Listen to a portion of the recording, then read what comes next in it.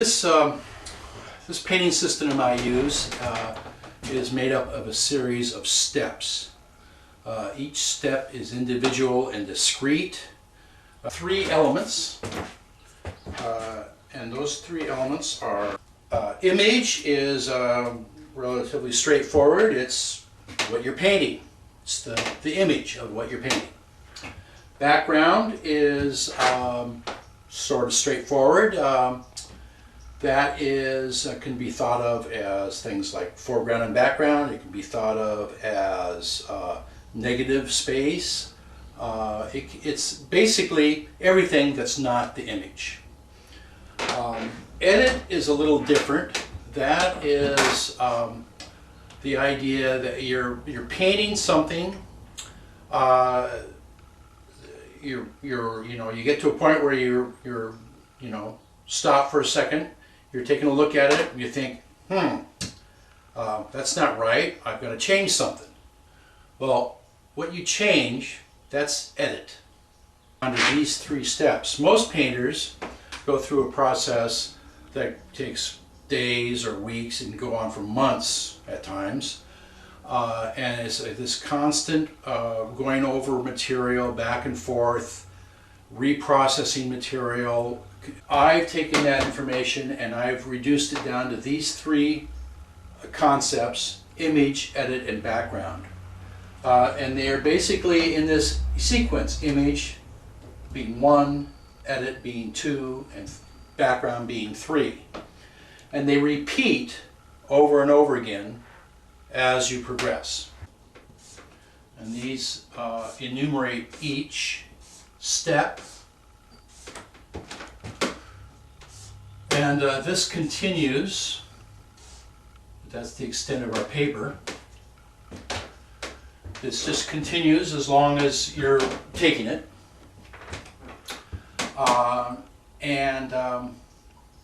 So you start with image, or I, and then you go to edit, and then background. Now, at this point, they repeat, and so on. And as I said, it just continues. I selected 4 colors.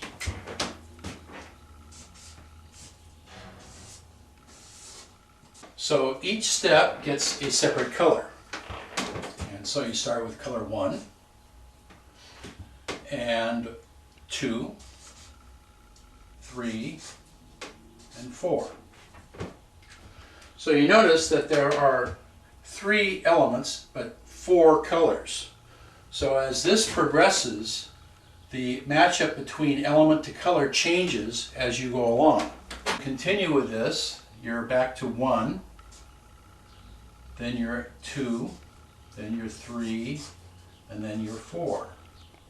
And 1, 2, and so on. And that continues. So the matchup of elements to color changes. So this is the chart for a painting. I draw this on the back of the painting. And what it looks like is this.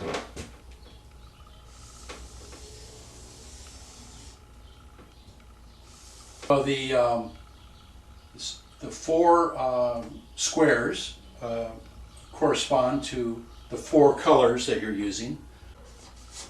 Dull light purple blue, medium yellow red, medium bright green, bright red purple.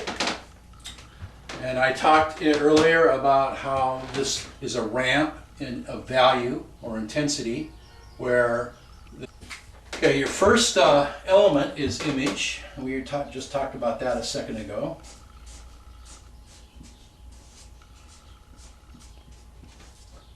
The second element is edit. Third element is background.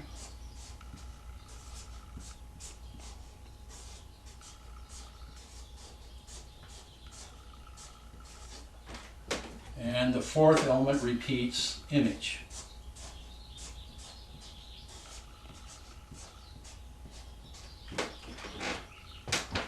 And then that continues.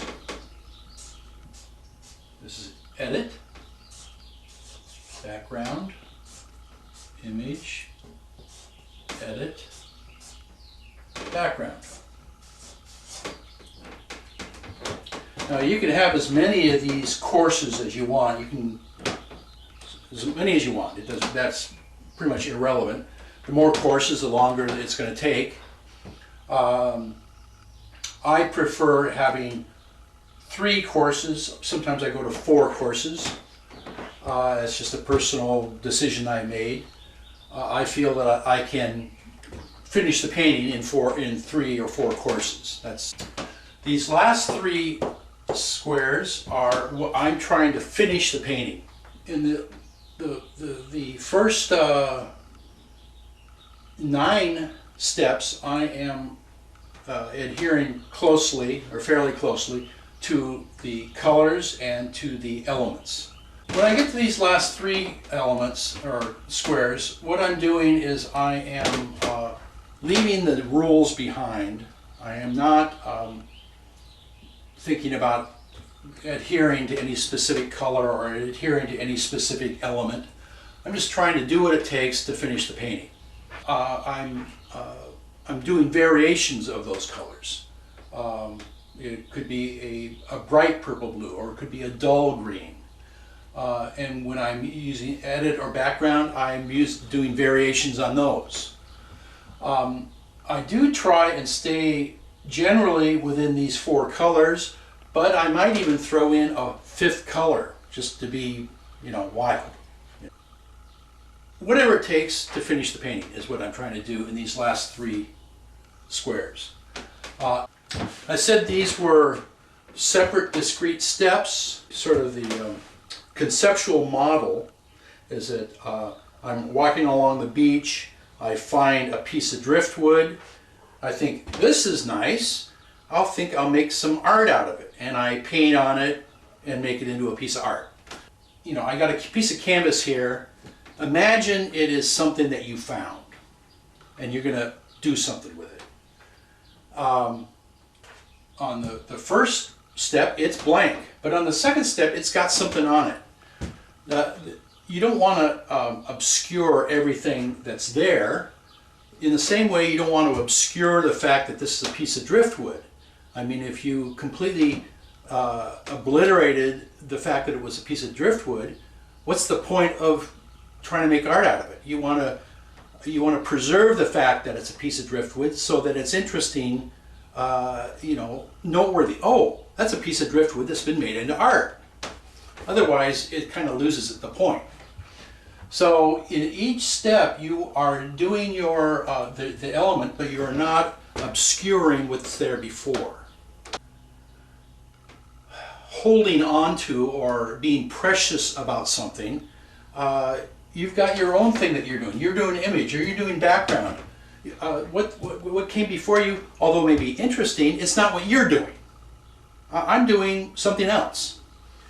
Now, I'm almost speaking about this as if I'm multiple personalities, and in a sense, that's the idea, that each step is a different personality, and each step is its own personality and its own consideration. But in this case, the multiple personalities are considerate and polite to each other, but they really don't care about the other one. It's just a matter of getting along. This is where the concept of collaborative painting comes in. And each of these steps can be done by a different person. So now you're not talking about a multiple personality, you're talking about actual different personalities. And so there you are trying to